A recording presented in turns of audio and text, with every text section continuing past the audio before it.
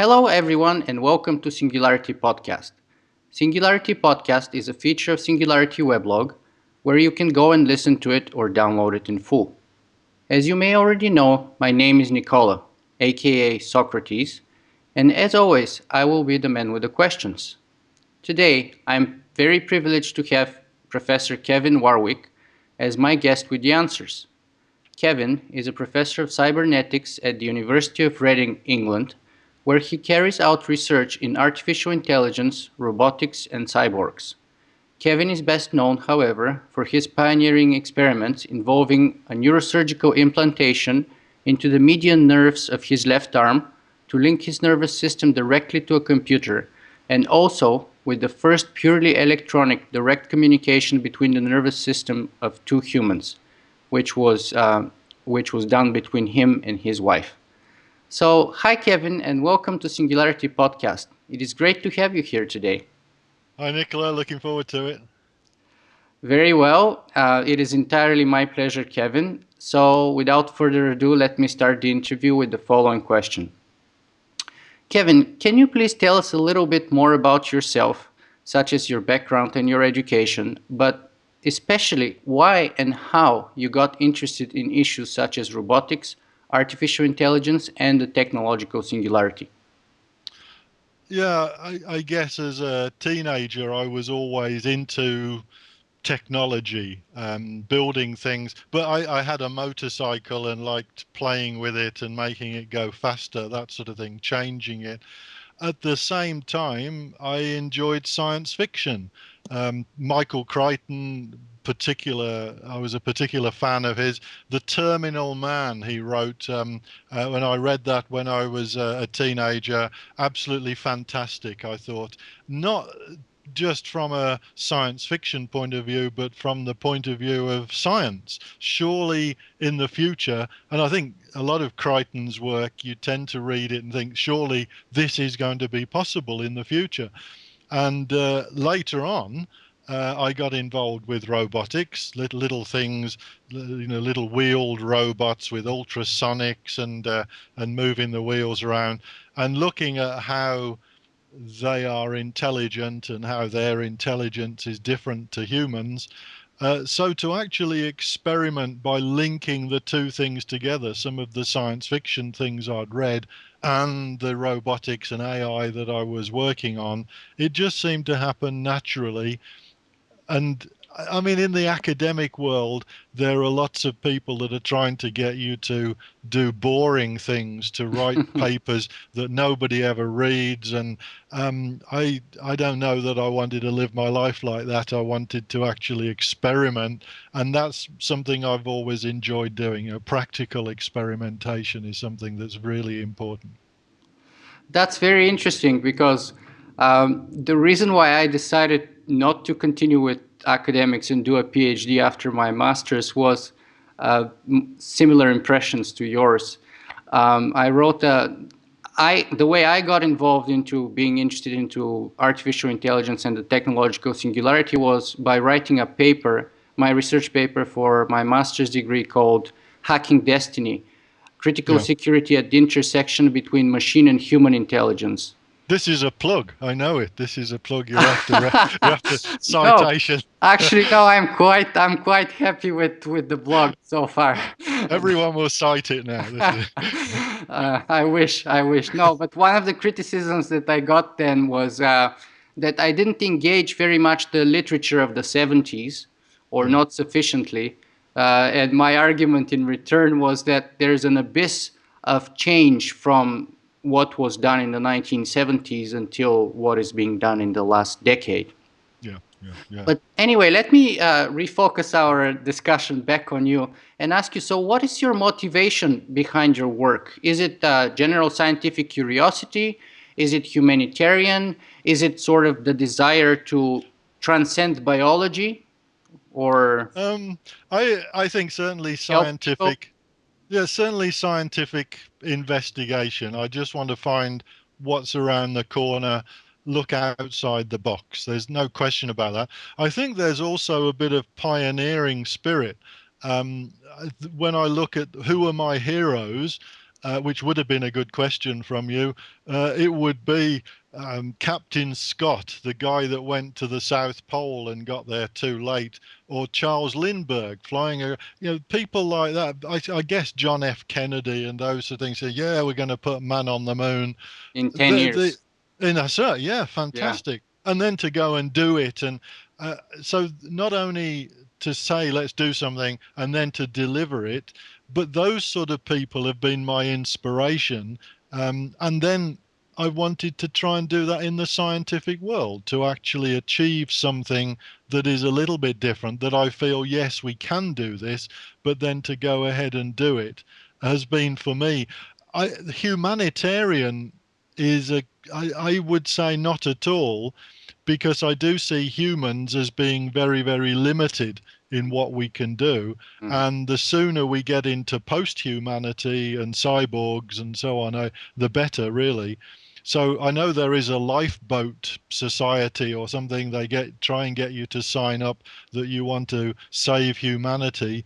Well, I don't know that I do want to save humanity. The sooner we get done with humanity and move on to something that's a little bit better, so be it. And to me, the singularity is about moving on from humanity. It's not getting humans living through the singularity as humans, but maybe getting humans living through the singularity as cyborgs. We come out of it as something a lot better, and we say bye bye to humans, unless there's a few of them around that still want to live on islands and something and don't cause any problems. Hmm. That's very funny because I'm actually on the advisory board of the Lifeboat Oh, Foundation. I've just ruined everything. No, I'll No, be no. switched off. Actually, we're in complete agreement. I think we agree very much about the future. So, and that's one But of the reasons why I think I invited I, you here today. I think there is the other aspect, because a lot of the work I do is with surgeons, Hmm. and they talk a different language, and it can be difficult to understand what they're saying as to what's possible. But it's worth the effort, because I think we do have a lot of technology now available that we can use to help people. So I'm all for helping the people that are around now. When somebody has Parkinson's disease or Yeah. Alzheimer's disease or a stroke, it's terrible when we know, well, we have the technology, we could do a lot more for those people. And I wish there were more folk researching in the area. So there's a lot we can do, and certainly I would like to do a lot more. But my main goal, I believe, is scientific investigation, looking outside the box. So let me zoom out back a little bit and ask you, maybe we should set the terms because there's some disagreement among the experts about the meaning of terms such as the technological singularity or even artificial intelligence. So, Yes. what, in your opinion, is artificial intelligence, and how is it, and what is the technological singularity? I'll answer the second question first. I mean, how I see the singularity technically, but I think lots of people are going to have different views and opinions on it. Um, I see it as a point where intelligent machines or upgraded humans, the cyborg, Hmm. are at a point where they make the decisions, that they are the species that then becomes the dominant species. So the time of humans of being in the driving seat, if you like, comes to an end, and it is either cyborgs or intelligent machines. So in a sense, it's a bit like the Terminator scenario, but for real. Hmm. That's how I see it. It's a realistic thing. It's very dangerous for humans if you want to stay as a human, Yeah. obviously. But if you're happy to upgrade, then um, a way to go. And I do see as the cyborg that I'm interested in and talking about is one who has an intellectual upgrade. So their brain is matrix style linked into an intelligent network, or they have chips plugged into it, or a combination of those things. Hmm. I think the matrix style port, I think, has a lot more to offer, but that's just a matter of choice, maybe. So it's that sort of entity that is intellectually way, way above, better than humans, that then is making all the decisions. Or it could be intelligent machines. So that's the technological singularity. Hmm. Um, in terms of AI, yeah, what is intelligence? I was just reading your book, Key, by the way, which Oh yeah, yeah. Well, and that's trying to. Oh, that's thanks. That's why that's everybody's plugging. Everybody's plugging. You plug your master's thesis. I plug it for the book as well. This is great stuff. Yeah, everyone's switched off now with all this plugging. But I mean, they're trying to get to grips with what intelligence is, because I think a lot of definitions of intelligence and then AI pointing to human intelligence and particular types of human intelligence.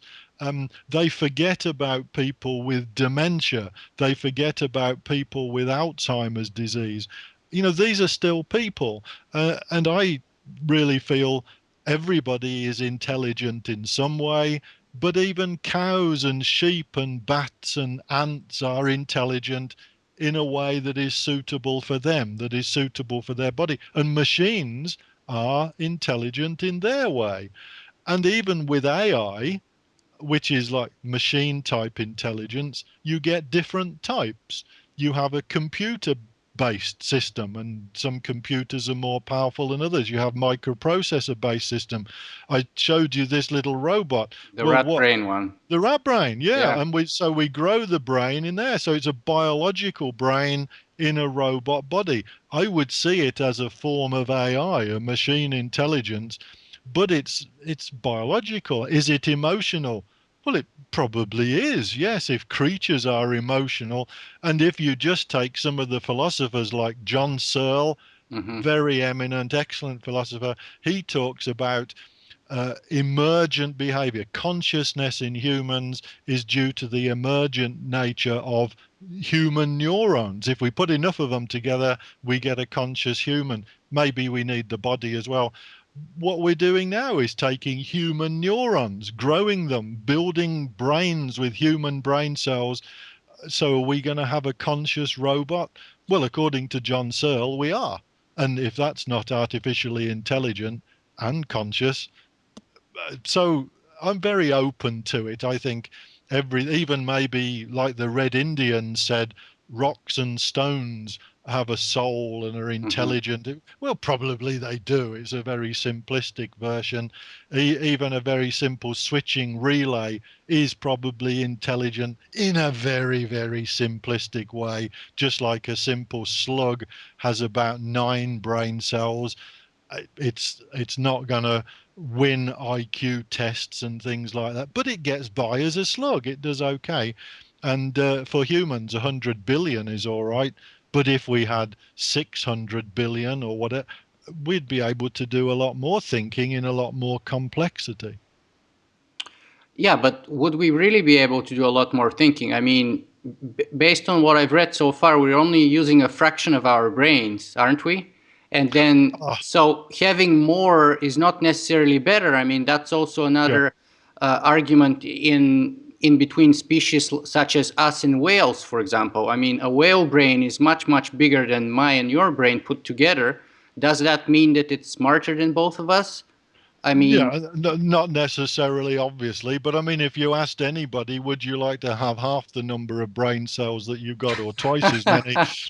They would probably go for the twice as many options. for No, more. and then they'll go for more. I agree with you. It's not everything, but if you do have more, you can do something with them. I don't know that I agree with this thing that we only use a fraction of our brain at any one time, at any one instant. Yes, you're right. I'm not using all of my brain at the moment in any way that I could, but that's how the brain works. It generalizes. You don't, it's not strictly speaking a parallel processing mechanism. It's a complex network. Some of the neurons are firing at any one time. Some are sitting there having a rest, if you like. I mean, when we grow this rat brain, we can look at this under the microscope, Yeah. and we can see there are activities in different regions, and then some of the neurons, some of them don't seem to do a lot, but they do some things occasionally,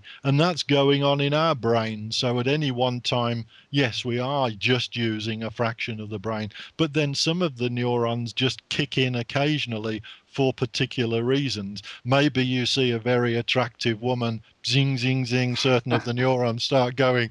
They've been dormant, they've been there, they've been lying there for about the last month or something like that, and suddenly they start kicking in and doing things maybe that you don't want them to do. But it's different brain cells kick in at different times. So overall, I think we do use maybe not all, but most of our brain. So I wouldn't mind having a few extra brain cells, but where they exist is a different question. And what is their nature? Hmm. Maybe I would like to have a network memory that is remote, but is directly connected into my brain. I wouldn't mind having a little more brain cells myself. And speaking of the numbers of brain cells and how intelligent AI is at the moment, for the purposes that I'm interested in with respect to a potential technological singularity, things would really start changing at the moment that AI is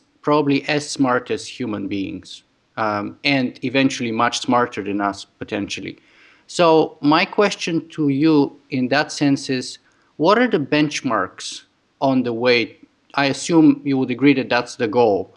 Equalization between the brain capacity or our intellectual capabilities between AI and humans. Well, it's difficult because already AI is better than human intelligence in many ways, Absolutely, yeah. Yeah. obvious ways like mathematical processing, Logic.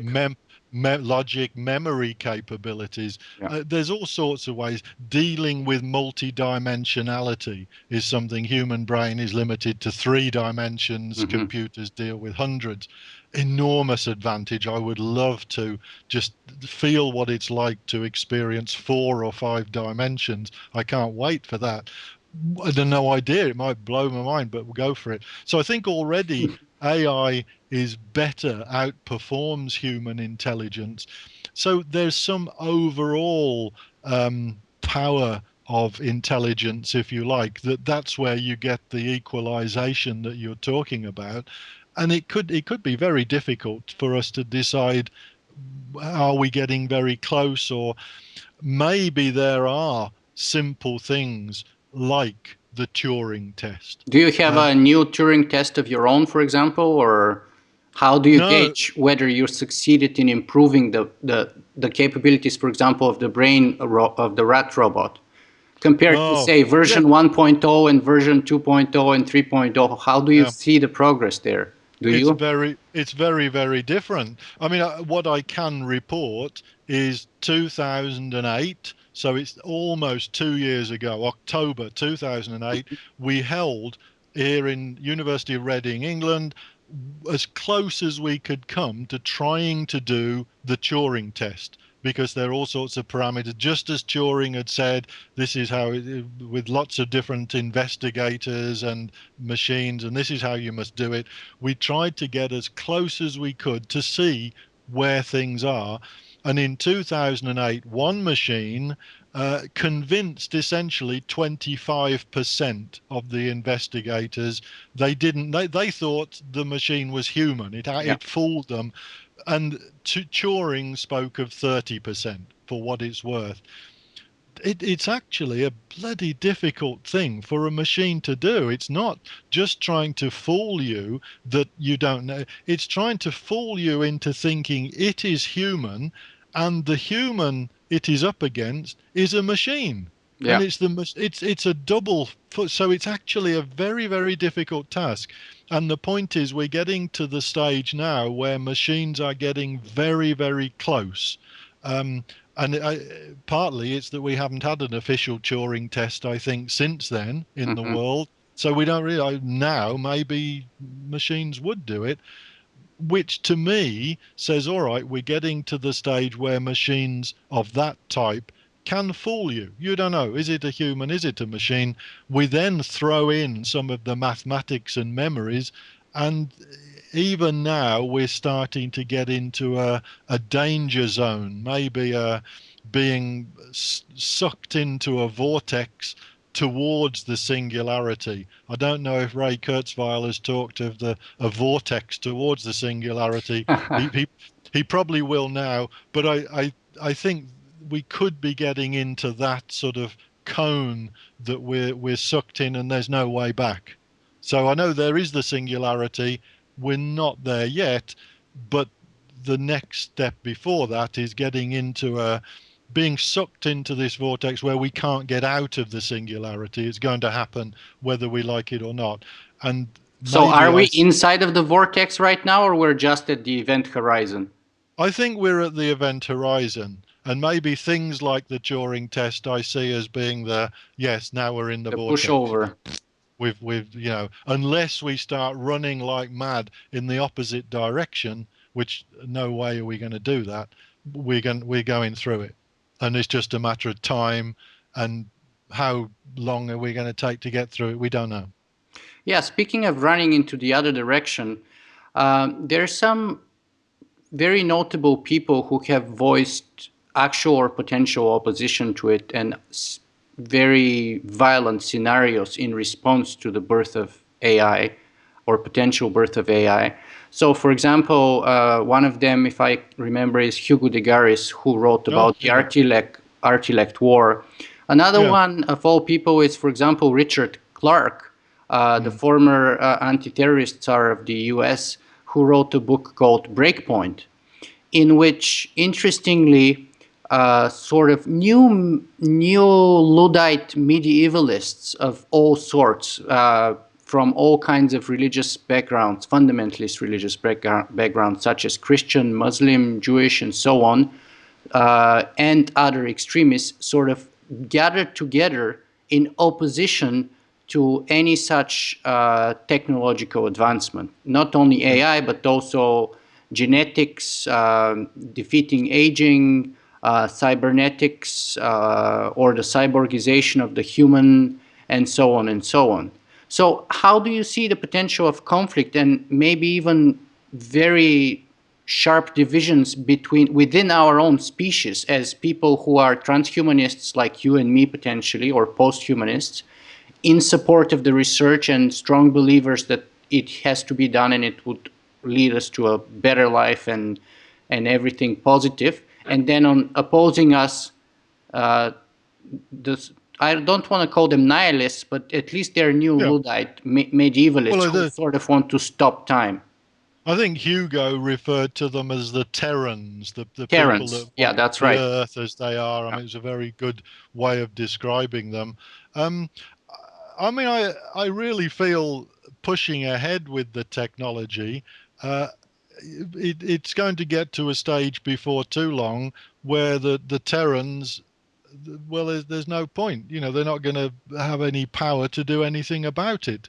I don't think, again, we're at that stage yet because intelligence is the key element. With intellectual capability, and Nietzsche spoke of this pure philosophy, man and the Superman. How do humans treat cows or sheep? If a cow came into the room now and started saying moo moo moo, I'm not going to stop talking to you and say, oh yeah, I've got to, and say yes, I will do what you want to the cow. Of course, we'll might shoot the cow and we will eat it or something like that.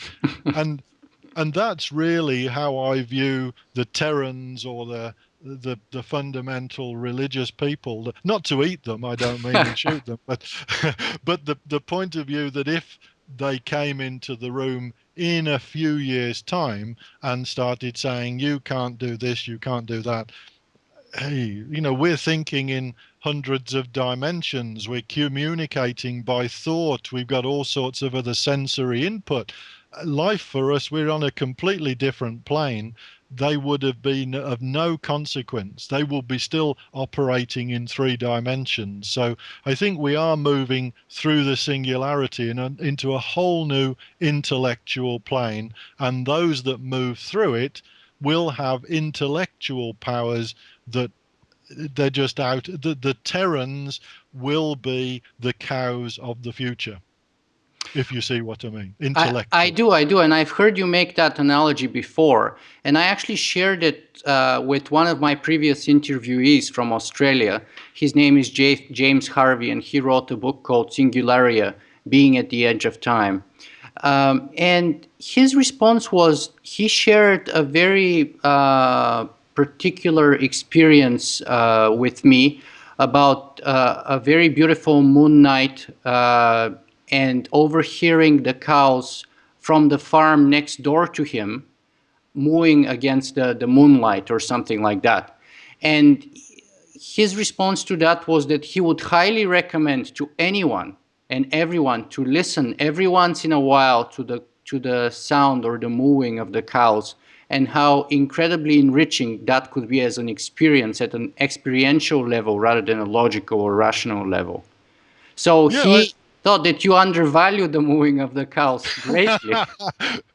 no, no, not at all. I mean, I think there's a lot of value to listening to cows, watching sheep, listening to bird song. I'm not saying, but it's what is the power of that cow mooing or the sheep? And how do we respond to it? And I'm sure when the cow made the noises that it did, or the cows made the noises, he did not instantly go and do what the cows might have been suggesting, because it meant nothing. It was just noises to him. They might have been beautiful noises in the night, but he didn't instantly go and do things in response to what the cows were saying to him. He got on with his life and thought that was a nice noise, and then came on and did a program with you. And I think that's the point. If the Terrans are making silly noises which to them is saying, stop what you're doing, we don't want you to do that, they will just be silly noises to us. That's it, simple. So we're not going to listen to that. Intellectually, what do they know? Just like now, intellectually, what do cows know? They're not going to put the world to right. The cows are not going to solve the Arab-Israeli conflict. uh, we have our own itinerary that is Mhm, way beyond, way above those. So mhm. I wouldn't disagree that it's nice to listen to cows from time to time. And in the future, cyborgs will enjoy, of a quiet evening, listening to humans making the silly noises that they do. Very interesting. So let me zoom back also a little bit more and ask you about a bigger prediction, a very hard question. Generally, people within the field of computer science or artificial intelligence tend to agree that eventually we may reach the point where AI exists and is recognized widely so, but they largely disagree, I believe, on the timeline, how Yes. far off we are from that moment. So some people say, well, it's going to be at least 100 years. We're very far off. It's baby steps we're doing right now. Other people like Ray Kurzweil say, well, by 2045 or 2030 or something like that. I think his prediction is about 2040 that the technological singularity is likely to occur. So Yeah. what, in your opinion, is your estimate? Do you accept Ray Kurzweil's timeline or? I mean, I agree. It is not a point of whether it will or not. I think the only people that say it will not are probably religious believers that the God is there and not going to let this happen. But anybody that looks at things from a sensible technological perspective says, yes, it's going to happen. To be honest, I think. my guess, and it is just a guess because Hmm. you don't know how quickly the military are going to push things forward and so on, Yeah, is Ray is not too bad. You know, I might say it's 2041, but not 2040 or whatever. But it's in that sort of time scale. Maybe, as you say, as early as 2030 could easily be. I wrote while we're plugging books. I wrote a book a few years ago called March of the Machines. yeah, Before the Terminator Rise of the Machines came about, they obviously was pinching the title from me.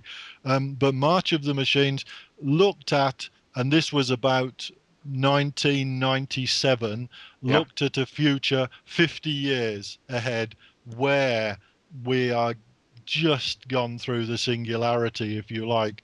So the 2040, 2045 scenario is is about where we're at. So I think that's about the, you have to say, um, given the speed of technology, and Ray talks about the exponential increase. yeah, Yeah, I whether it's exponential exactly, but the point is it's faster than a straightforward one for one linear. It's speeding up, sure. hmm, Um, and I agree with that, and it has to be something. I think I Robot, you it was perhaps in the film, which I thought was excellent in places.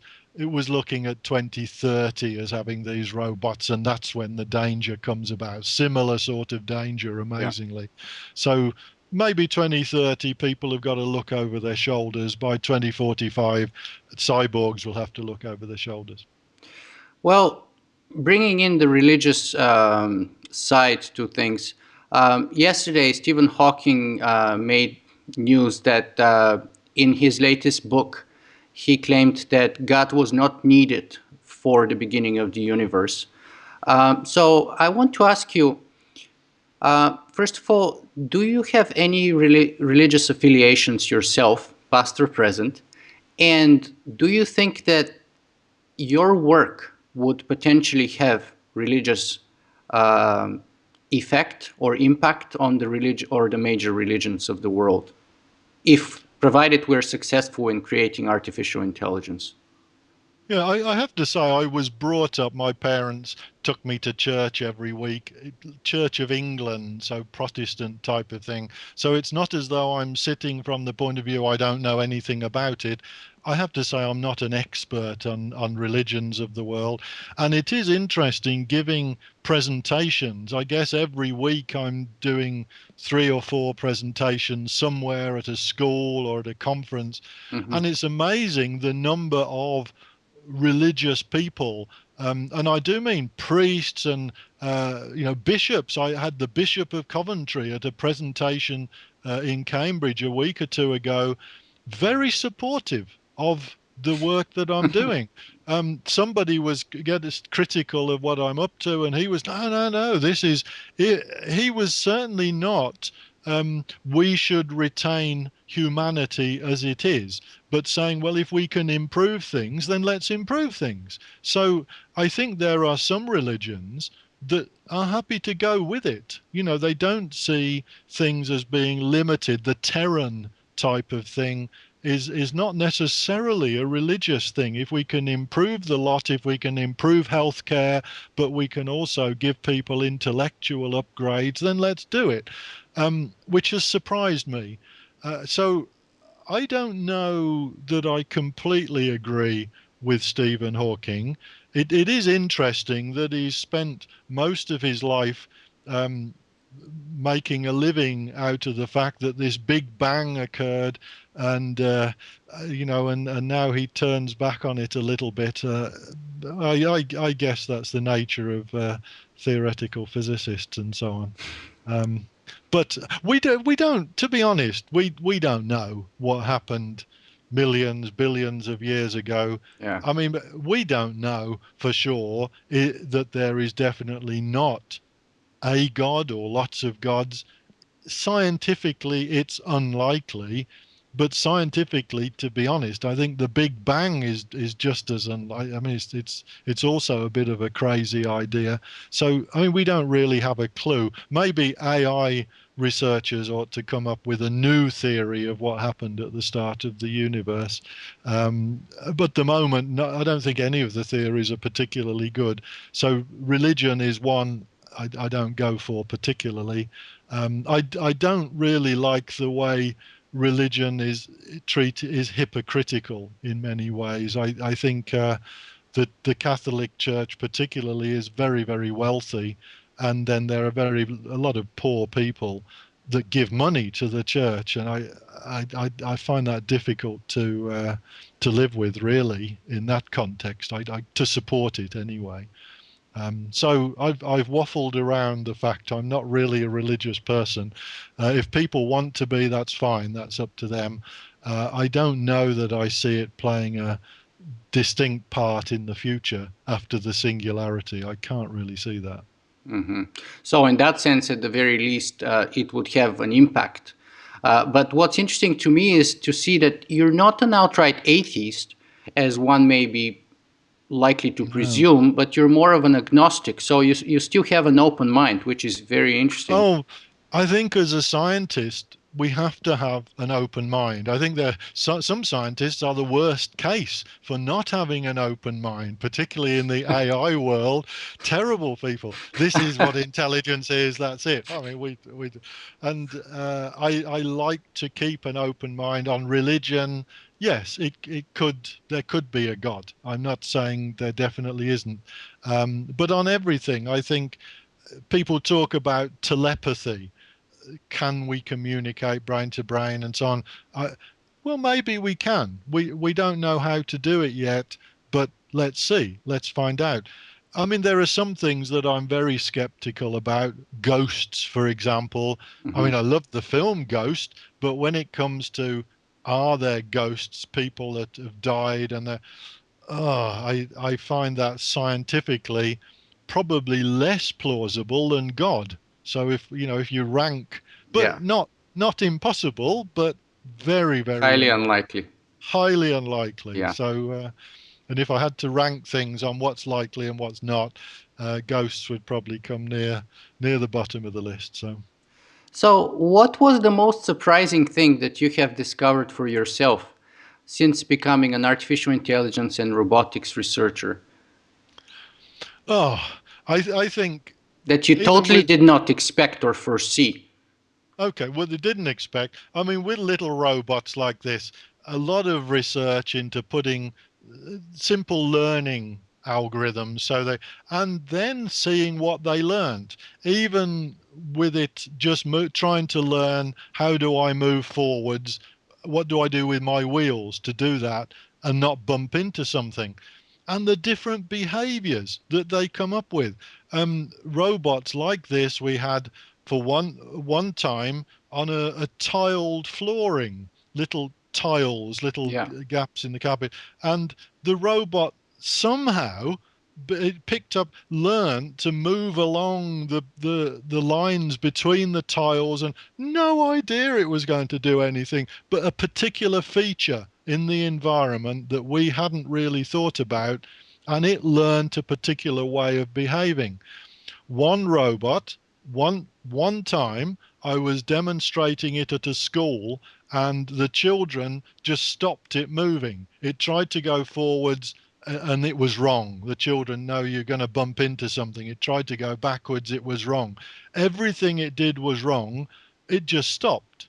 It was still working, it was still operating. It had decided, despite the fact that it had a goal to move forwards, that was its basic goal, move forwards. Everything I do is wrong. I'm not going to do anything. And it had stopped. And that amazed me. Robots, you give them a goal to learn, Hmm. it can learn to do something opposite, something that you didn't expect. It committed suicide. It just switched itself. I mean, it was still switched on and it was still operating, but it wasn't going anywhere. I'm not going to go anywhere. Everything I do Hmm. is wrong. I'm not going to go anywhere. And so I think there's some basic things with machines learning. And once you allow a machine to learn, you can't be sure exactly how it's going to behave and how it's going to perform. So I that connects very much into the next question, because it seems that we are pretty much totally incapable of predicting the emerging behavior of any potential artificial intelligence. And yeah. therefore, the logical question is, I mean, Ray Kurzweil is very often criticized for being way too optimistic about the effect of the technological singularity on us as a species. So I have the habit of asking all my interviewees to rate our chances of survival, and I'm always greatly surprised about how low people rank it. So, in your opinion, what's our chance? What's our probability of surviving the singularity As humans. as humans, or in any other shape or form? Maybe Um, cyborgs, maybe non-corporeal entities, doesn't matter, as long as there's continuity between us and whatever comes after. I think if we look humans and humans out of the singularity, Hmm. um, it's very low. I mean, I wouldn't say probability. There probably will be a few survive on a remote island somewhere. Hmm. They probably called England or something like that. This island where cyborgs and machines don't want to go because the weather is so awful. They're not going to go there. So something like that. Um, so it's not that there's zero probability, but there's just a few as a percentage will survive. In terms of cyborgs, I think if we can link the intellectual abilities of machines with human brains, then there's a very high probability that that's how we will move forward. So, you could be 80, 90%. So I'm like Ray, I'm optimistic in a cyborg sense. I'm very pessimistic in a human sense. But note, I didn't go to 100% because I do feel there is that Terminator scenario where the intelligent machines they get in control and that's it. We're out whether you're a cyborg or you're a human. The end is there. Yeah, because my concern with that is the following.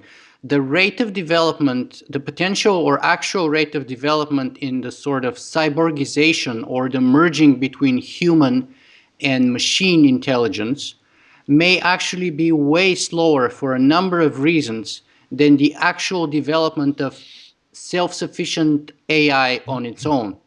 Yeah, and and and I've therefore, been if AI develops much faster than cyborgs, eventually there may be a point in which both humans on its own or human cyborgs are grossly incapable to match or compete against AI, and therefore both cyborgs and humans may become obsolete.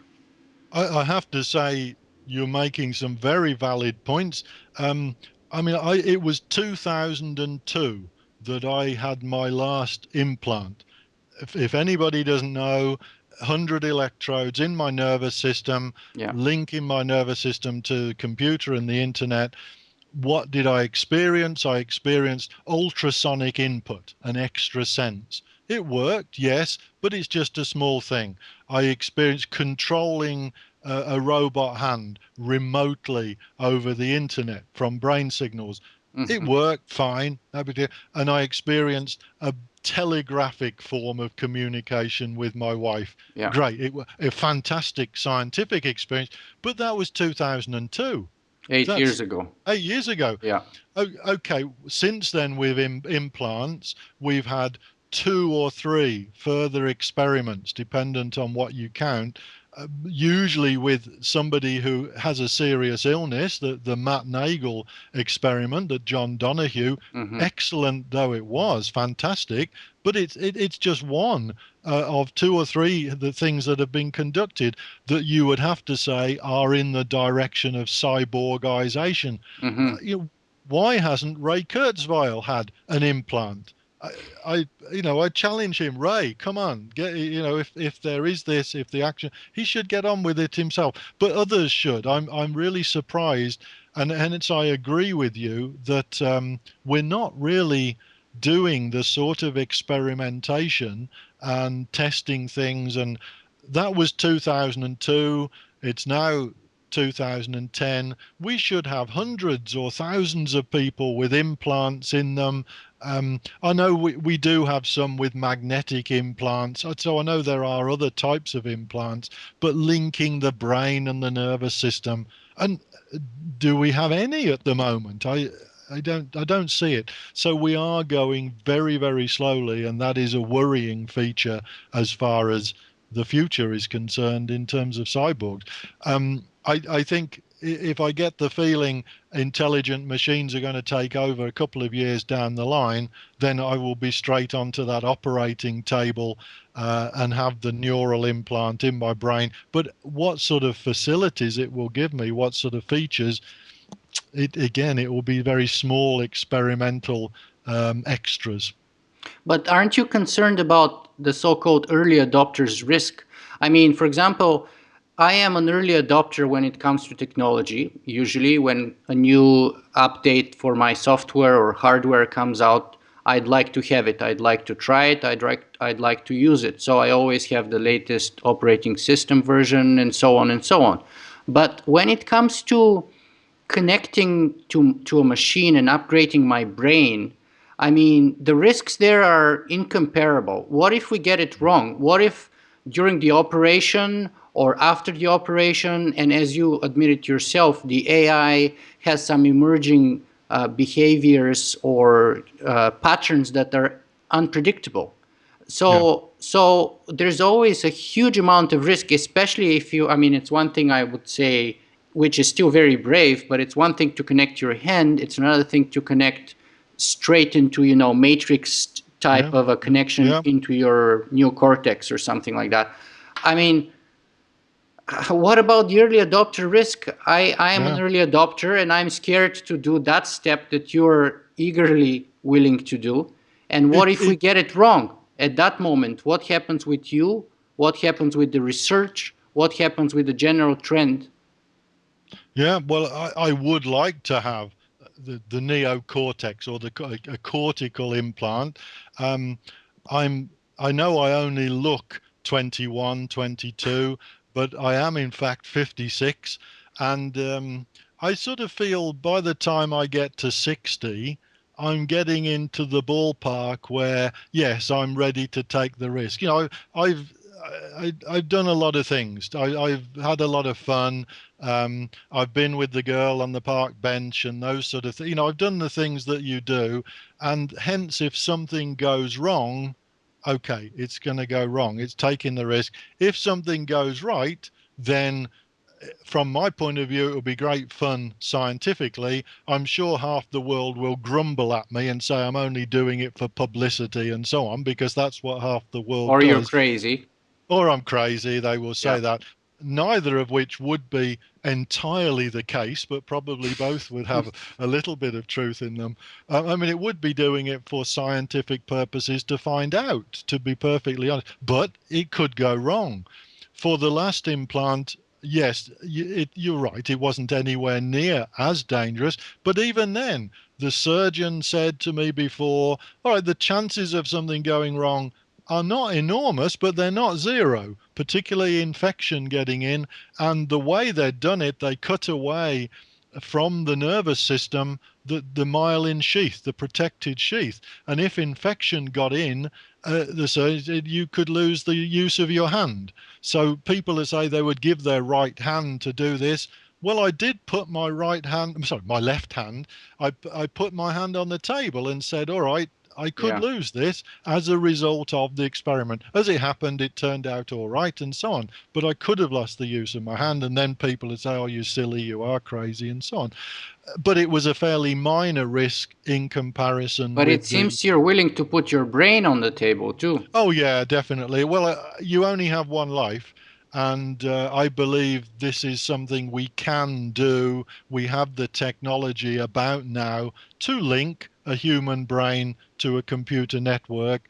And if only for the communication experiment, yeah, that's what I want to do. Yeah, no question about that. I do not want to die without having tried it. I see. That's most impressive.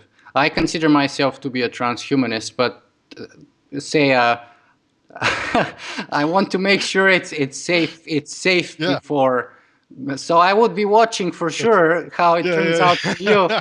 but I wouldn't be the first one to lie next That's, to I you know. on the table. I think when you do it the first time, people say, well, you know what the risks are. When you do something the first time, you don't really know. You know some of the basic elements, like maybe infection gets in, maybe that, but there's things will happen that you don't know about. And I mean, that's tremendously exciting from a scientific point of view, that there are still areas of science that we just don't know, and having a go and having a look at those things is fantastic, but it means you could get it wrong next time. And in a way, it's like going to the moon or going in space. I mean, you may have done it hundreds of times, but it's anything but routine.